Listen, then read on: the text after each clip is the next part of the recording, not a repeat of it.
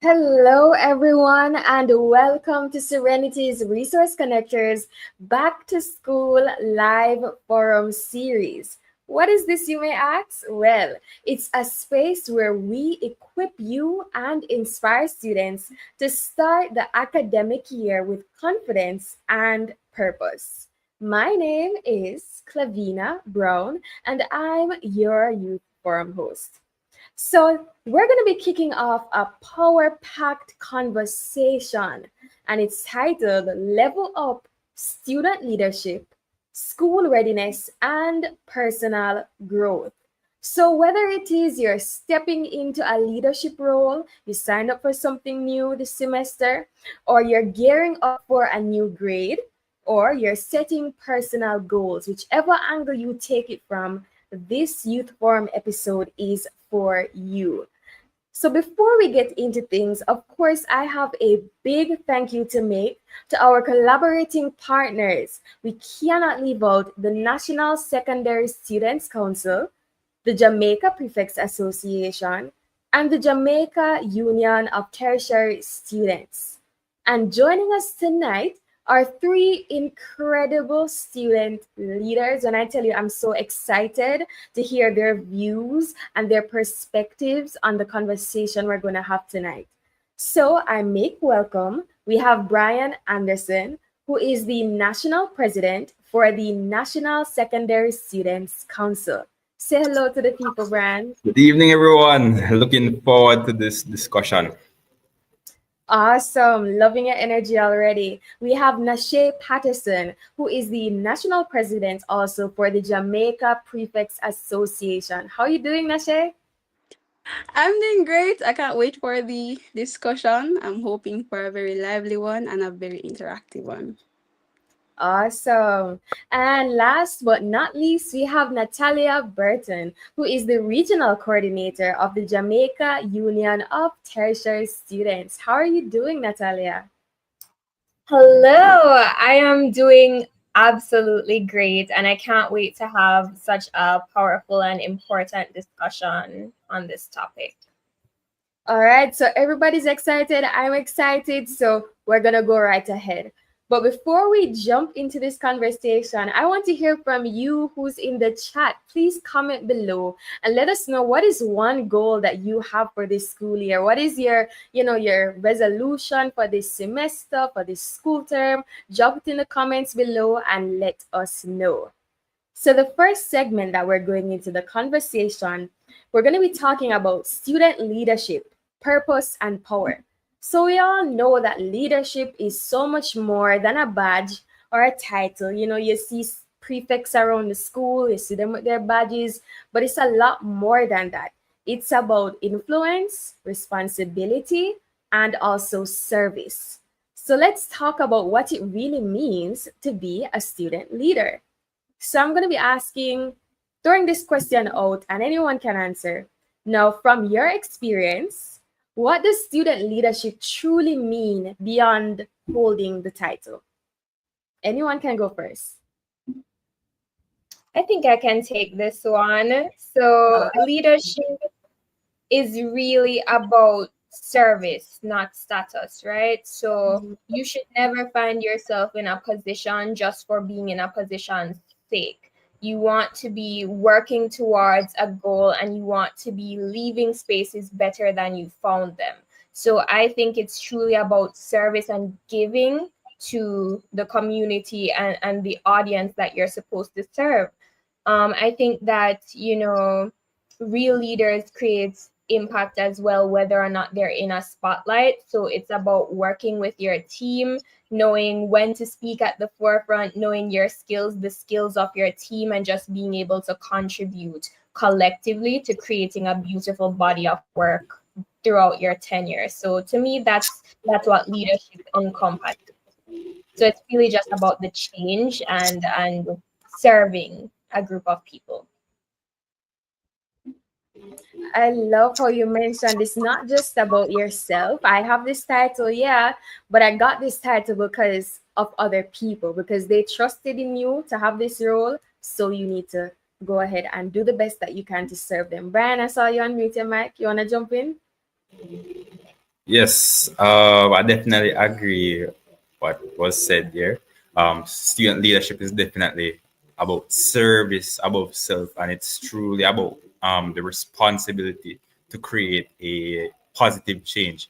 It's not just about enjoying your badge or the prestige of holding a position, but it's more about the willingness to listen to a different cohort of individual, to the entire body of individuals, the entire society, even when the work is done solely behind the scenes and not really publicized as much. A true student leader would also just inspire and create trust among all of the individuals within the school community and create a space of unity among members that they are overall leading. So relationship building is coming out Yes, as well yes, when you're a student leader. You're responsible for yes, bridging the gap definitely. between the governing body and the students as well. Perfect explanation. Ashe? Yes, student leadership to me has always been without the badges. I don't look at the title and the badges. Student leadership has to do with the impact and the example that you can set for the community in which you serve. It's also about the willingness to compromise because let me tell you, especially as a student leader, sacrificing and compromising is a very important aspect of what you do.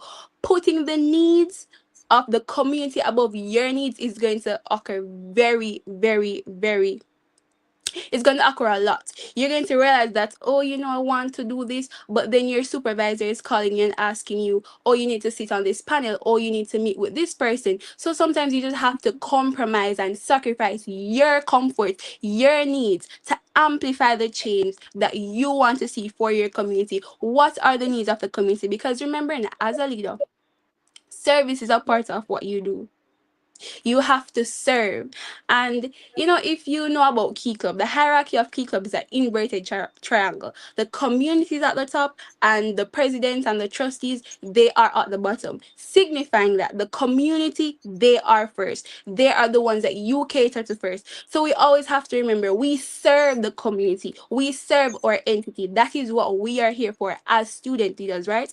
And we must also remember that we are responsible even when you feel like you're not being watched, people are watching you. That is where we set that example. That is where we have to be responsible in whatever position we're in, wherever we go, because people are always watching us. Because we set that example, we set that high standard for ourselves, for people to be inspired by our change and by our impact. So, yeah, I think that's what student leadership is truly about impact, service, responsibility, and setting a high standard for yourself.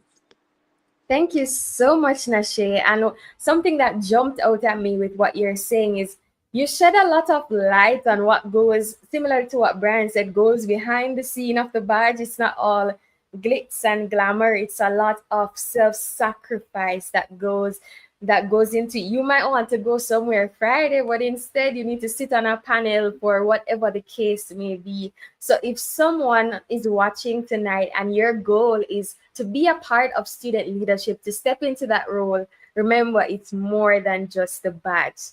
All right. So thank you guys so much for your input there. So Brian, I want to talk to you about the body that you govern. So how does the NSSC prepare student leaders to effectively represent and advocate for the student body? Okay, great question. So a bit of background for the NSSC. The National Secondary Students Council, which is called the NSSC, is Jamaica's only student-led organization that governs all secondary students councils across Jamaica, and by extension, all students within the country, all secondary students.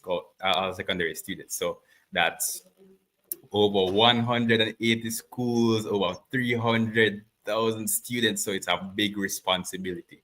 It was established to empower students.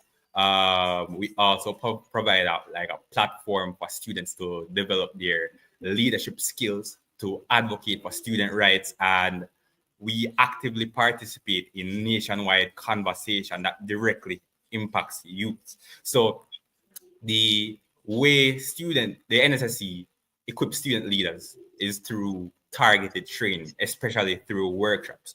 We also do this through mentorship to directly engage student leaders and build effective skills within our students.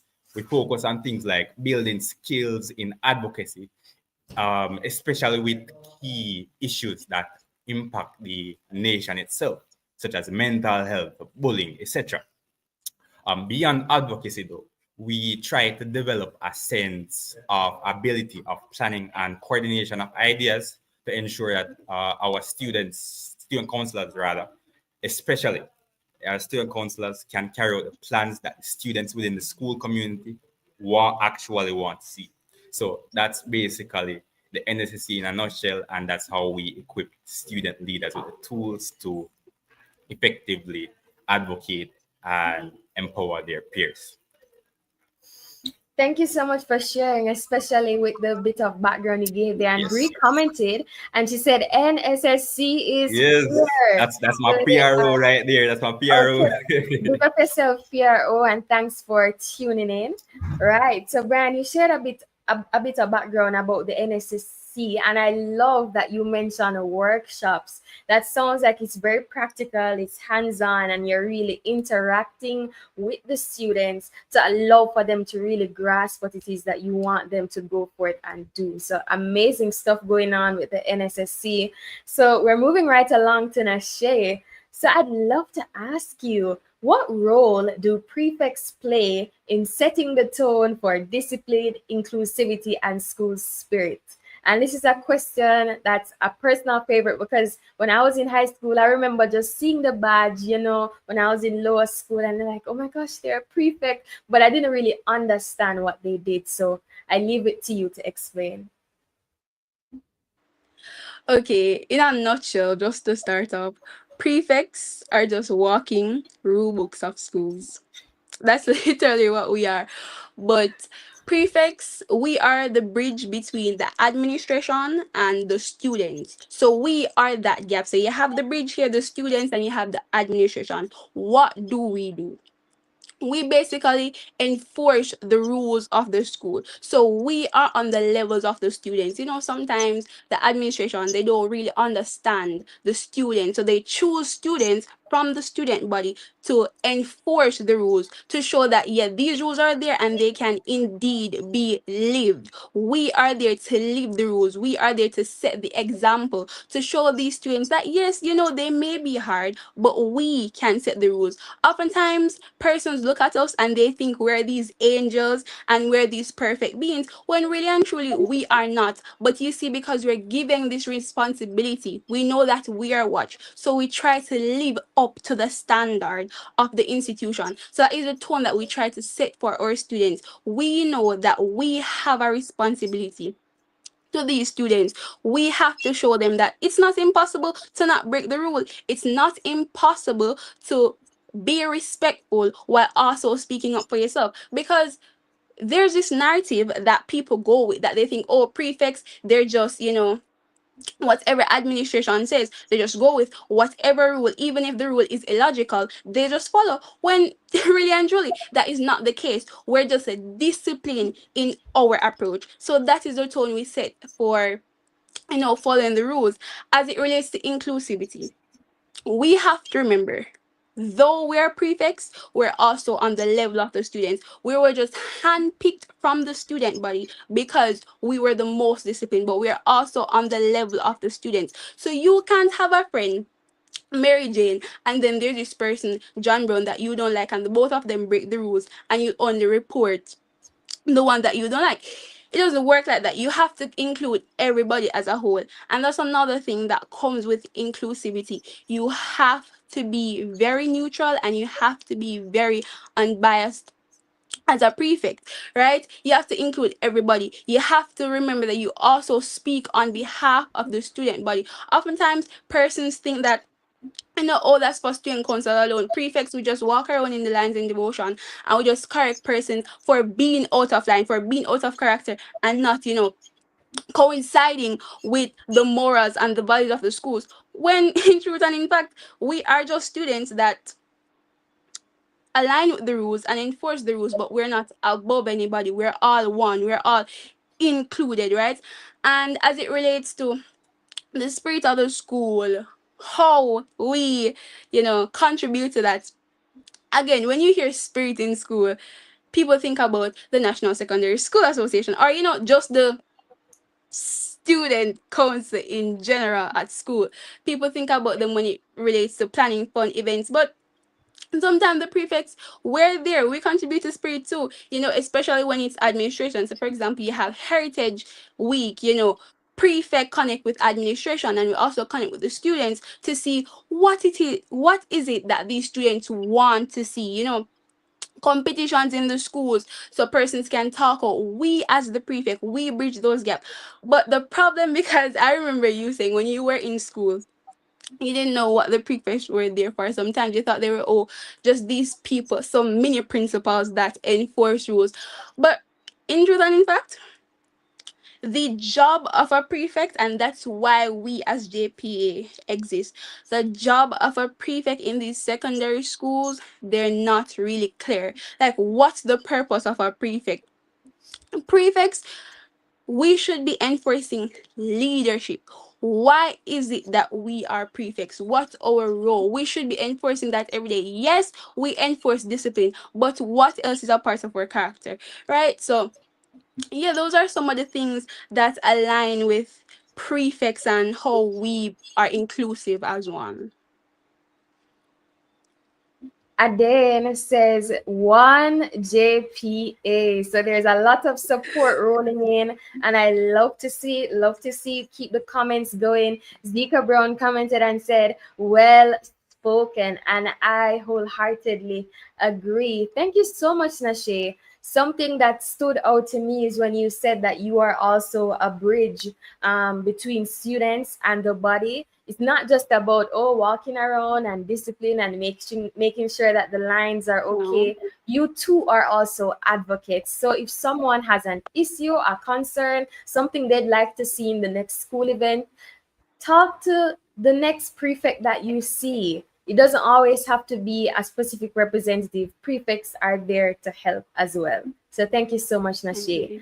And to Natalia, now in the tertiary space, how do student leaders balance academic priorities with leadership responsibilities? Thank you so much for that question, Clevena. But before I jump into it, I really do want to wish my fellow panelists, Nashe and Brian, and even you, Clevena, and our viewers a happy International Youth Day.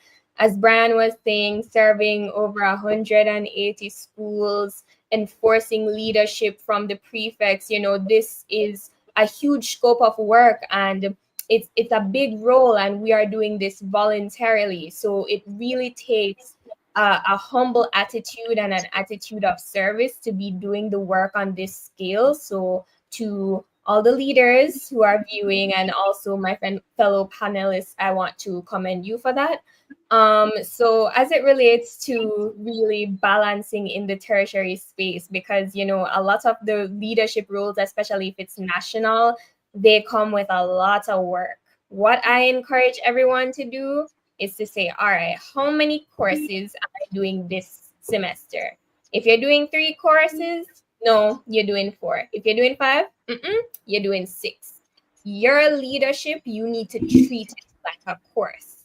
So you have to be very intentional with your time. You need to hone your craft. So invest in reading, capacity building. You have to schedule time to stay abreast of news and current affairs, whatever meetings you have scheduled, whatever events you need to go to. You need to map it out, and also kind of just map out, like you would your courses, what exactly is required of you each semester, so that you're able to know, all right, this and this and this is what I have to do, and I just have to get it done. So you have to be intentional with your time and block it out. So I would say treat it like a course.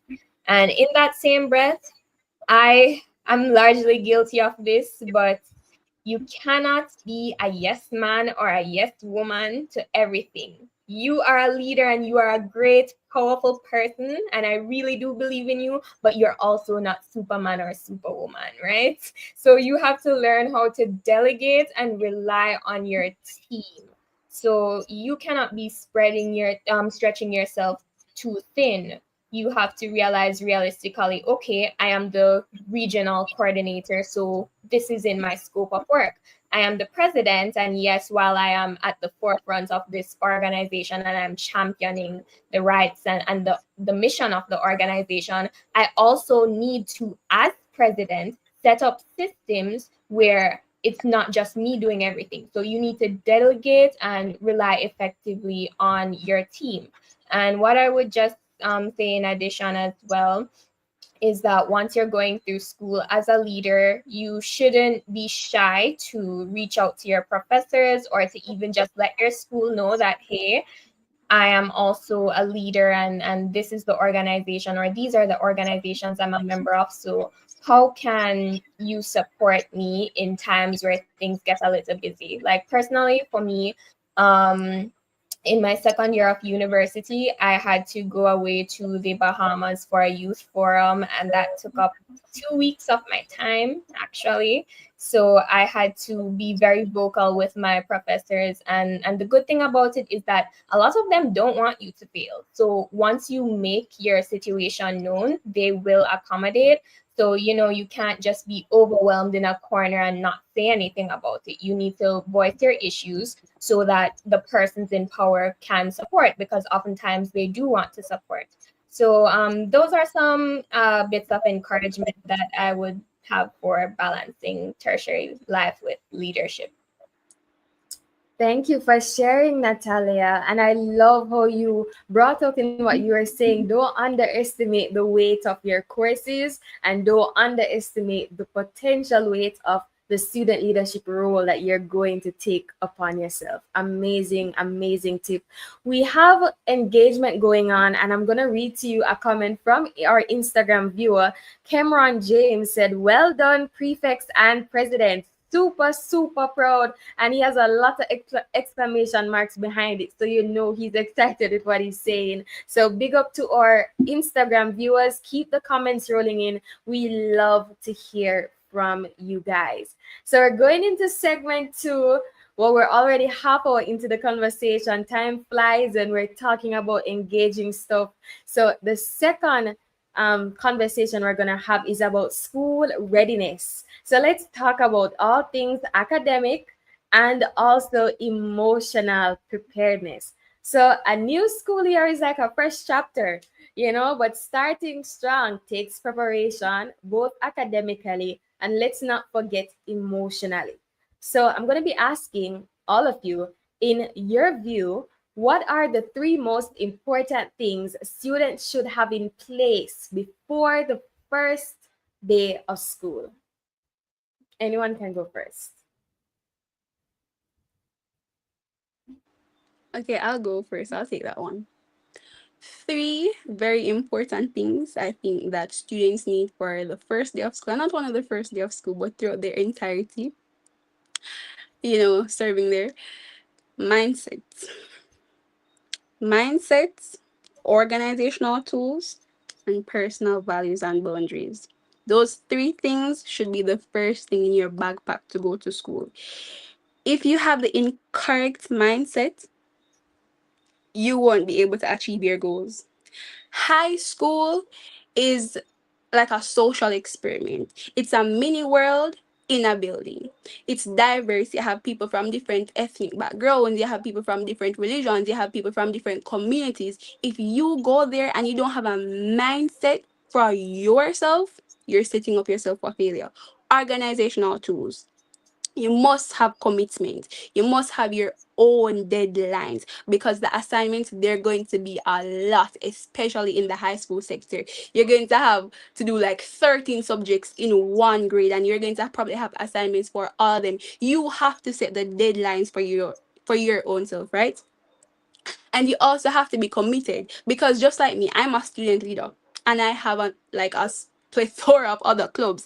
I have to set deadlines for myself outside of the standard deadline or the deadline given to me And the last one, personal values and your boundaries. As I said, school is a place that facilitates diverse individuals, people from different religion, people from different backgrounds, right? And if you don't have certain values, you will realize that you will adapt the values and the characters and the morals of people that surround you, because peer pressure is a hell of a thing. It's a very, very influential thing that can change your actual identity that you stepped into the institution with to a whole different identity than what you had. So you have to go to school, or you have to step into the new year being you, having your values and setting your boundaries. Awesome. I hope you all were listening to Nasha and packing your backpack, putting the different things you need in there to start your first day of school. Brian, you want to join in the conversation? Yes, I definitely agree with what Nashi said, but a few additional three to add, I would say would be definitely the willingness to learn. I strongly believe that having an open mind towards all of the subjects that you're doing and school in general is essential. It will help build like a positive attitude towards the whole school year and prevent you from getting burnt out. Oftentimes, we as students, especially, struggle to adapt to the thought of going back to school after summer, because we basically have freedom, and now we're going back to 5 days per week of school. So we get heavily demotivated, especially during the start of school, because we're moving away from this quote unquote freedom period. So we as students should really remember why we are here at school and the end goal, which is to achieve a proper education. Other general things are like essentials like school utilities, textbooks, pens, notebooks, pencil. Just ensure you have that ready for the first day of school so that you don't end up all over the place when the time is near. Just stay organized. And a third thing would be a brief understanding of what you will actually learn. So this means like having an overview of like the syllabus, what you should expect, a brief understanding of all of the topics. When you know what to expect as a student, it kind of helps to reduce the overall fear and the unknown and the overall anxiety about these new subjects. This early awareness also gives you a bit of a head start so that you can just mentally prepare for all of these subjects. So this will help to build your confidence and also help you to manage your time better. So those are the three things for me. I agree with you there. Definitely look into what you're going to do ahead of time so it reduces the fidgetiness that you might feel before going into the academic year. Amazing tips, Brian. All right. So moving right along then. So I'd love to ask, or Natalia, you're jumping in? Yes, jumping in quickly. So I definitely feel like I'm a practical person. So I'll give my three things. But firstly, I want to say that you need to have a clear organizational system that will help you to like track your studies. So I personally recommend either mapping out your courses and attaching your Zoom links if you do virtual classes to either like Google Calendar or a platform like Notion where you can even take notes or study digitally. So just identify resources like Notebook, LM, Jungle AI to help you make flashcards for studying so that you're able to track your progress across every week. Because trust me, you don't want to start school without a plan, because missing 1 week or being clueless for 1 week will start a whole chain and you can miss so much in 1 to 2 weeks. So you need to map out as soon as you know your classes. You just need to create a game plan. So that would be one. I also think you need a realistic budget, because especially in the tertiary space, university will drain your pocket so fast and you won't even see it coming, which is why you need to learn the little budgeting. So no, you're not gonna follow your friends to Burger King or KFC every single day. By the way, guys, you need to be eating healthy to fuel your brain, right? So you need to actually make conscious decisions. All right, so I need to do toiletries, pay for dorms or rent, and you just need to stick to that. don't get caught up in spending a lot of money on parties and stuff. You need to know needs versus wants. So I think financial discipline is key. And lastly, we all need a personal support network, because in school, burnout, as I believe Brian or Nasha said, is so real. You can get blues and you can just be pulled into a very dark space because school has its ups and downs. So you just need either a support system or persons who you look up to and who aren't going to lead you astray or, let you go down that road. So, you need persons to hold you accountable and say, come on, let's study. Or, as much as you have the friends that are like, let's party or let's go to Chilitos, you need to have the friends that are like, let's go study or revise for this test. So those are my three. Thank you so much for sharing, Natalia. All of you guys pretty much saying the same thing in different fonts is truly having a balance, understanding yourself, and going into whether it's high school or the tertiary space with the right mindset. And Cameron from Instagram, he said, Nasha, he'll be putting in a Bible in his school bag. So I definitely agree with you there. Pack your Bible. Is either you have the physical copy or the digital one, and say a couple Bible verses before you start class and after, and it will go a long way. All right, so Brian, back to you now. So how can students, especially those transitioning into high school, prepare themselves to adapt academically as well as socially? Okay, so transitioning into high school is tough. I know I definitely agree with that narrative. It's a bit tough. So I would say transitioning to high school can definitely feel like a step into a much larger space, a much faster moving environment where the expectations are much higher than you and the workload is more than ever. You may feel like the whole world is on your back because you're going from a space where the workload is much easier. You did 4 subjects in the past and the curriculum was much easier. Oftentimes, students don't even have to study to get into the school that they want. And suddenly, you're in high school, and then the subjects get way more difficult. You're suddenly doing 10, 12, 14, 16, even sometimes 18 subjects at some schools that I know of. And suddenly, your grades drop, and you're struggling and you're stressed out because you don't know, you didn't develop the habit of studying in the past. So to adapt academically, students should definitely focus on strong studying habits, especially early on in the school year, such as setting aside time from their playing games and stuff like that for reviewing lessons that they would have done and completing other assignments. They should also learn proper time management. As the just member mentioned before, we can use a plethora of digital tools to really enhance how we balance time and keep track of all of our deadlines and academics. I believe it's also important, as was mentioned before, to reach out to teachers, your guidance counselors, and also your classmates to build that healthy relationship with all stakeholders, rather than letting all of your problems pile up and you're just staying by yourself. Also, keep your parents involved. You don't want to exclude your parents because they are really the backbone of this whole your academic achievements. So socially, you also would like to get involved in like clubs, sporting events, and other activities that help you build like friendships and other relationships to feel connected and just adjust to high school.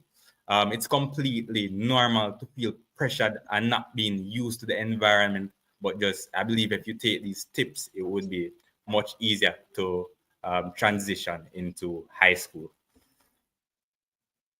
Great tips there, Brian. And I love how you mentioned that we should take some time and really go over your notes, because something that I remember helped me is, let's say you have math class on Monday. Okay, Monday just gone, right? Don't wait till next week, Monday, to allow that to be the first time you take back up the math book.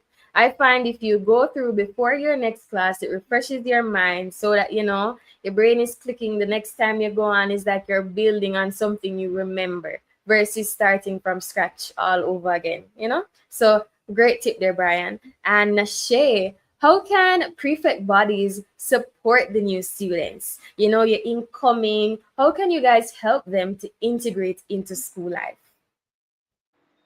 Okay, that's actually a great question. And I'm just going to give one example because this aligns with something that JPA wants to achieve for this year. But a very instrumental initiative that I've seen worked at different schools and in my school is having a big sister or a big brother. In other words, or in more formal terms, a mentorship type of program. Coming into high school, it's a very, very big and very critical transition. As Brian said, you're leaving grade 6 where you're used to doing 4 subjects, and then you're coming in first from where you're doing like 15 subjects, and you have a different level of workload. Having that ignition and the key to put in that ignition, the prefect being the ignition and the student coming in being the key, it can really help these students because you would have already been educated and knowledgeable about the environment of the school. You know how the student body is, you know how the social life there is, you know how the administration is. So you passing down that knowledge and you passing down all those information to the incoming students, because I mean that's kind of what prefects are for, outside of instilling discipline. We are the bigger sisters and the bigger brothers of the new students, especially of lower school.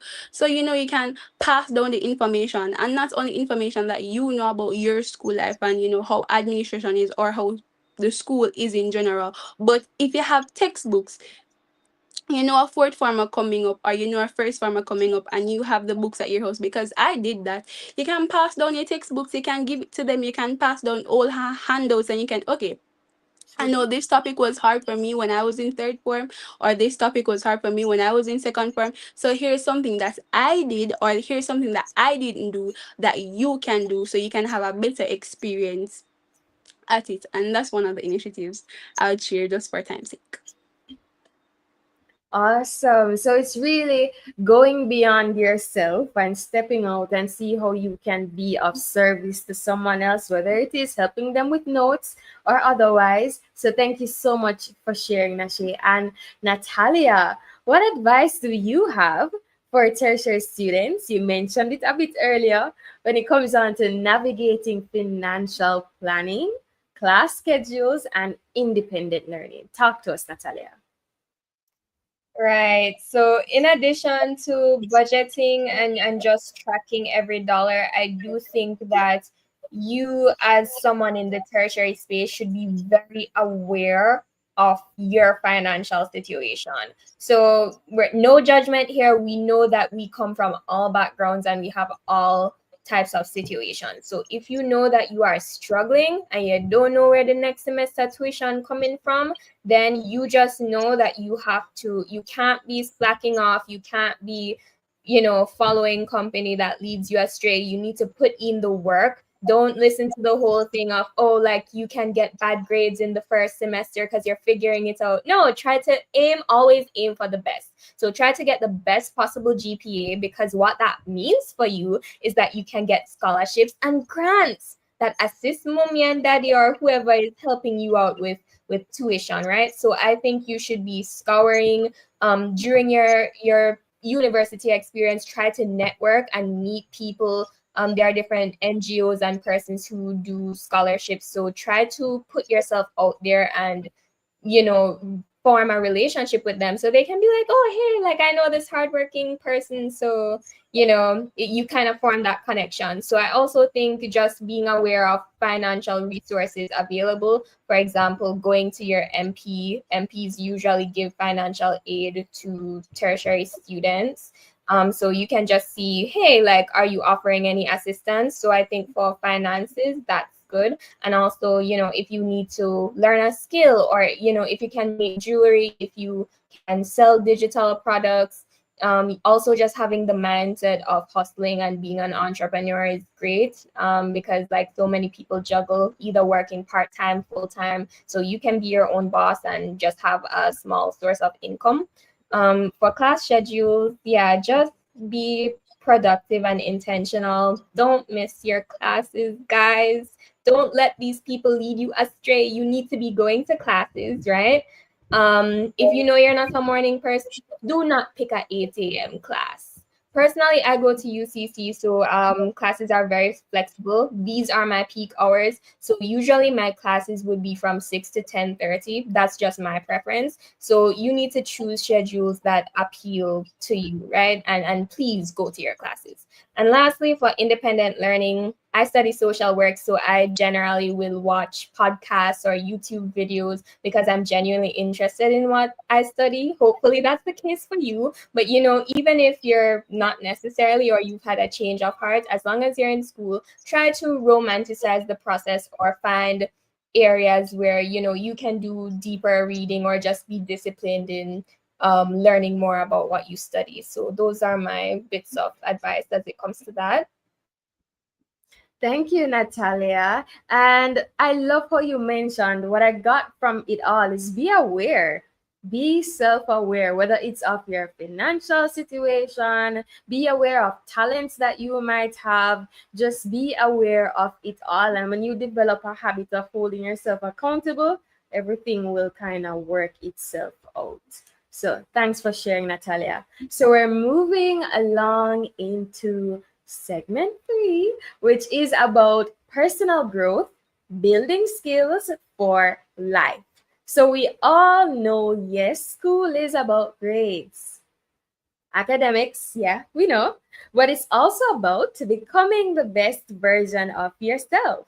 So, Brian, back to you. We haven't heard from you in a little minute. So, how can high school students balance academics with extracurricular activities without what we've been talking about this entire time, burnout? How can they do it?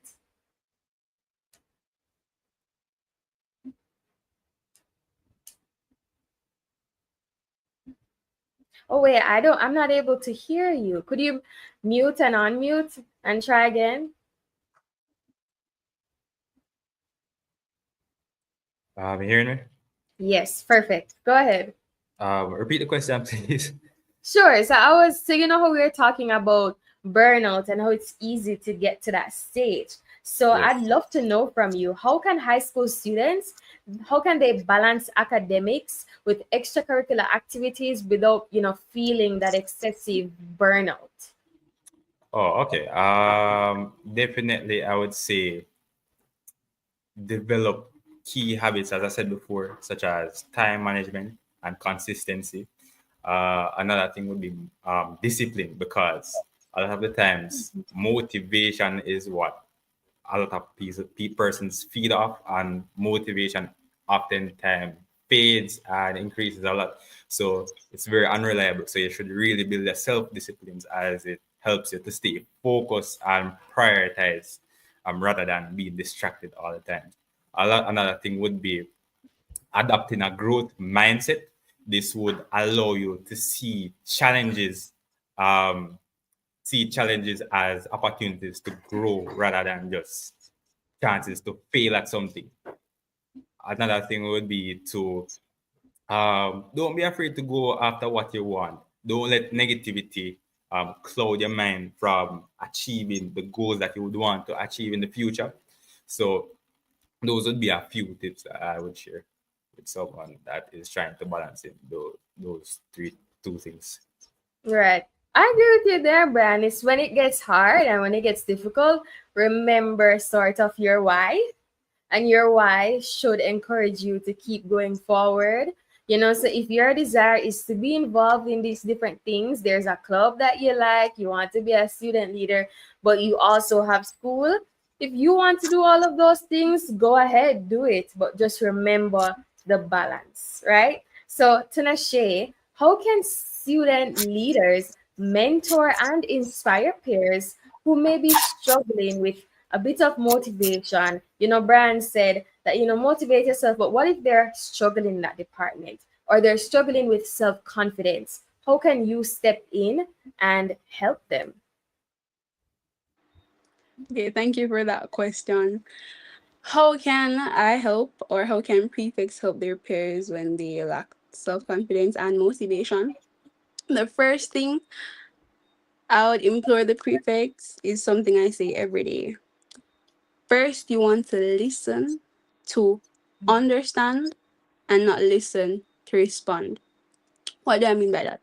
You want to listen to the cause of them not being confident and them lacking motivation without judging them. You don't want to just listen to or get them out of your ears and just to tell them something. Listen to the root of the issue, right? Listen to why they're struggling with what they're struggling.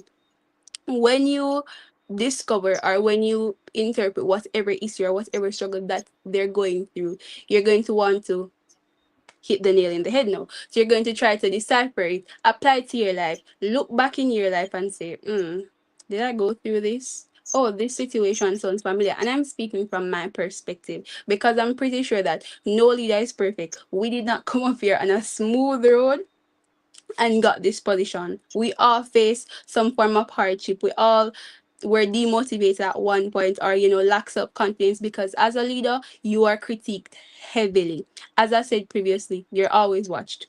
Even if you're in an environment where you feel like you're not watched, you're always watched. You're always heavily critiqued because people look at you as this perfect being that cannot, you cannot create mistakes. So you want to look back at your journey to see if you're relatable to their situations, because you realize that people, they tend to lead lean towards people that are relatable to their situations. And you see, when you discover the problem, you can then give your story, or you can then give your testimony of your situation. You can tell them that they're not in this alone, that you face it, and look at where you are at now.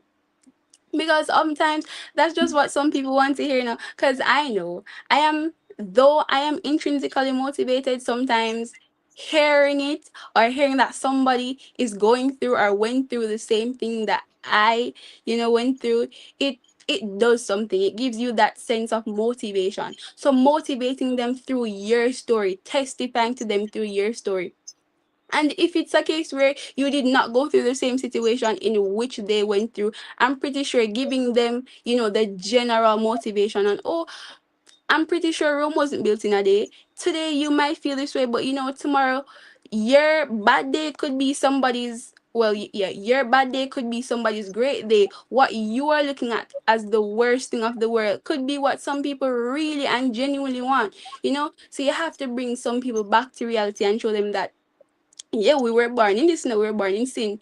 So we cannot get out of these situations, but keep your chin up. At the end of the day, you know, you might overcome this. Just as somebody said earlier, pack your Bible, read your Bible, probably go watch a podcast and, listen to inspirational things and look into your life.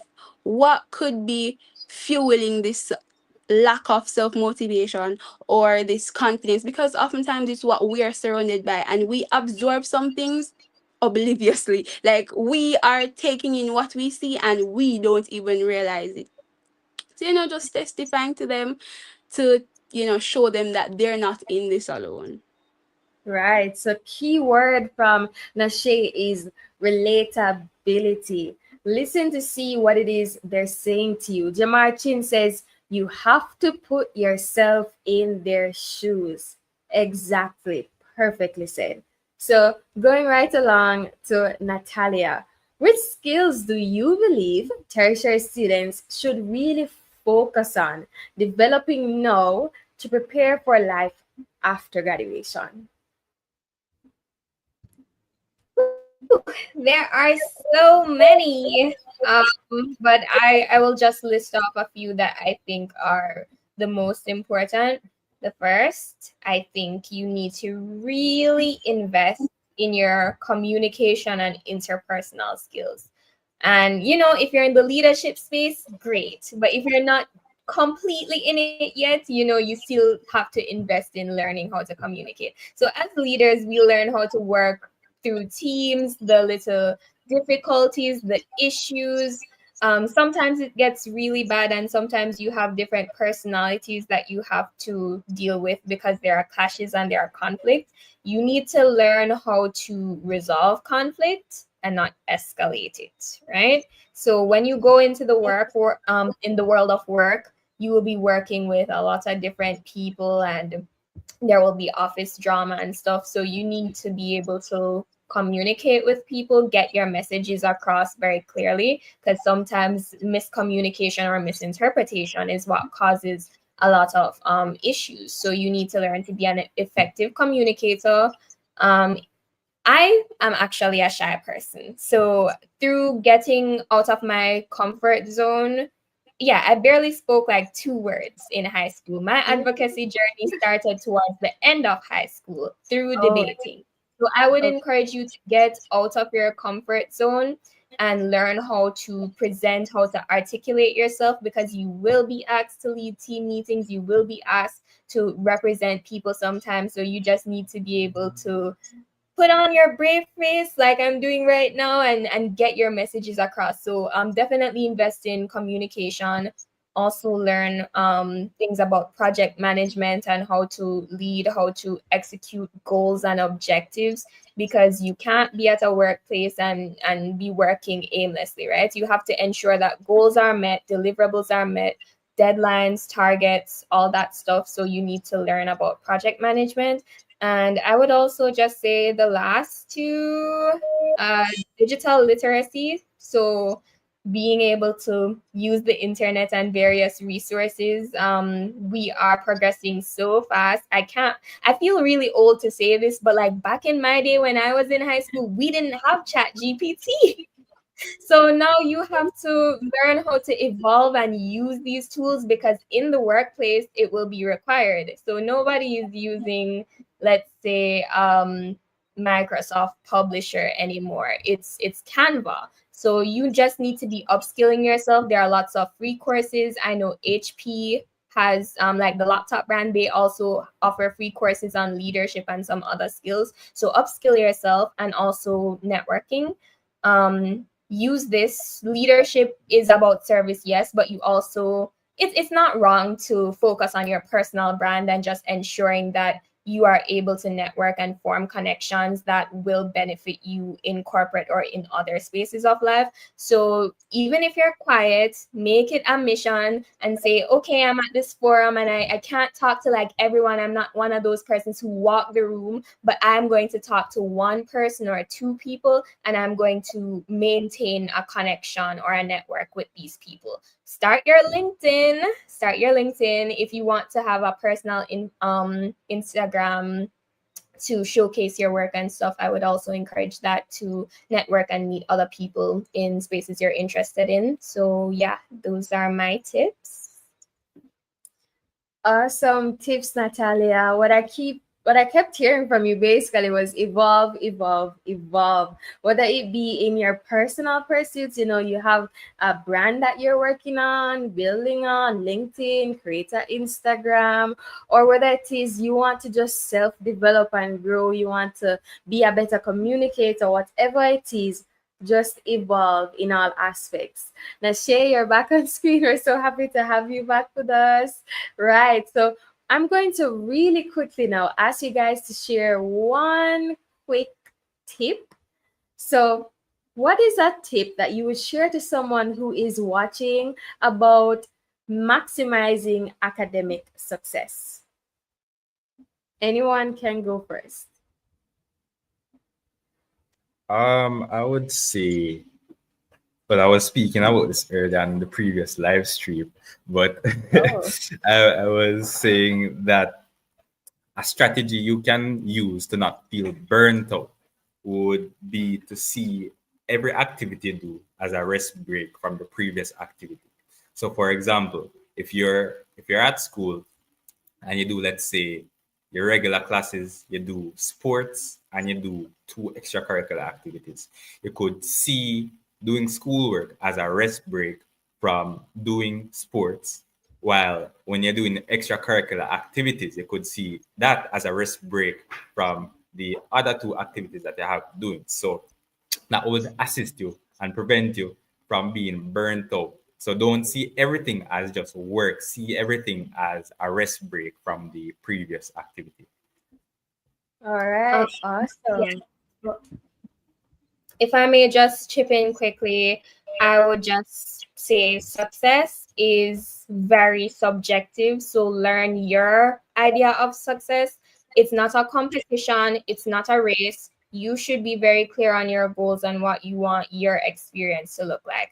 And as somebody who is very hard on myself academically, I can tell you that you need to accept that your best will vary relative to circumstances. So whether you're going through loss, whether you're going through financial hardships, mental health hardships, there are things, life just happens and your best can look different. So what I usually say is that, you aim for the best, yes, but you have to shoot for the stars, but as well have a cap in the clouds. So you should have this upper limit that you aspire to attain, but don't feel ashamed to have a lower limit. So just find like a safe zone that allows yourself wiggle room to, just go with the motions of life, because things do come up, and mental health is so real. So I would just say, if you have a semester where your GPA dropped by 1 or 2, it was like a 3.6 and now it's a 3.5, like, it's okay. It's okay. You can get it back up there, but just acknowledge that, there are circumstances that would affect your definition of the best, right? Very real, very practical. And Nashe, what would you have to say? Nothing long, just that try not to be, this is my philosophy and this is what I live by. Try not to be consumed by trivial things to the point where you miss the important things. Sometimes I'll be overthinking about something that's going to, probably blow off in the next 2 days. And there is something very important, or probably I have a meeting to go on at the end of the day, and I don't give that meeting my best because I focus on something trivial. So high school students that are listening to this, especially, sometimes you just have to know what is trivial and what is of importance. And the one that's of importance, that's the one that you're going to give your all. So sometimes we have to do away with the trivial stuff and don't let it consume us and focus on the important things that will benefit us in the long run. I agree with you, Nashe. Don't major in the minor. And Definitely. I may Oh, quickly chip in. That is a good example of how my mindset comes in, because if you had to prioritize something else and you feel like, oh, I wasn't able to give my best, that was your best considering the circumstance that you had to prioritize something else. So, don't beat yourself up and get caught in the theatrics. And I'm so glad you acknowledged that as well. keep it moving. Thank you so much for chiming in there. So Jamar Chin said in the comments, set your own academic standard and hold yourself accountable. Definitely, Jamar.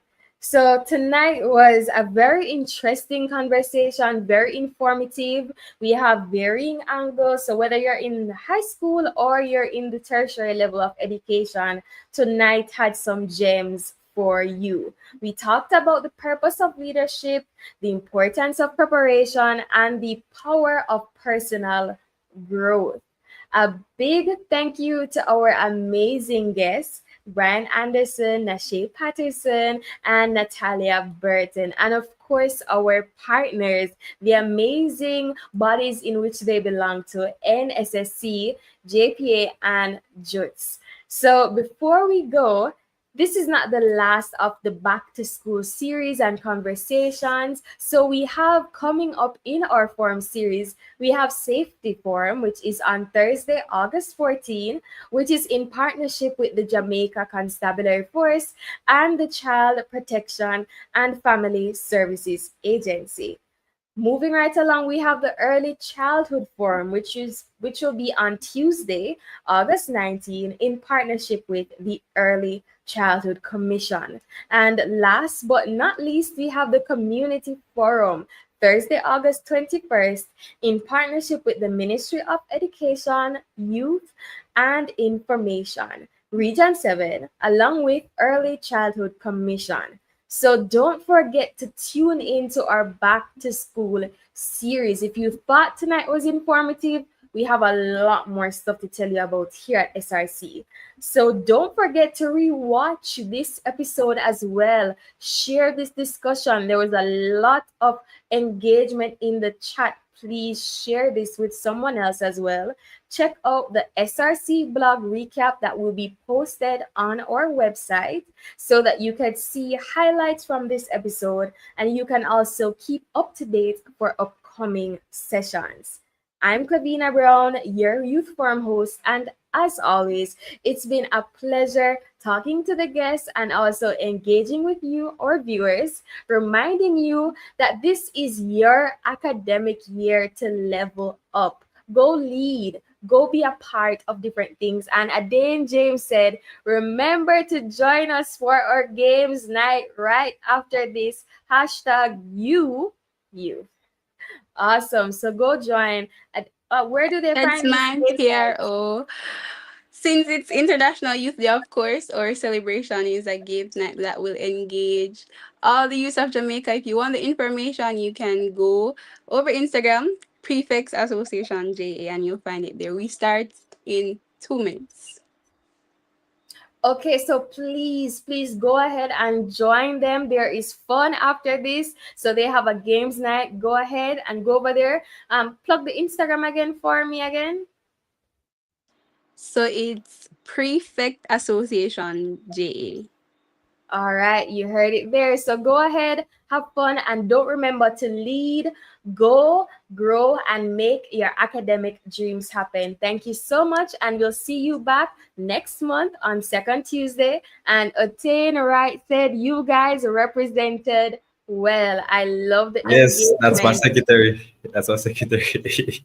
All right, so big up your secretary, big up the PRO as well. I love to see all of the members coming out in support. Engagement was amazing tonight, and I look forward to seeing it on the next Youth Forum. Thank you so much, everyone, and do have yourself a good rest of night, and do join the Prefects Association game night.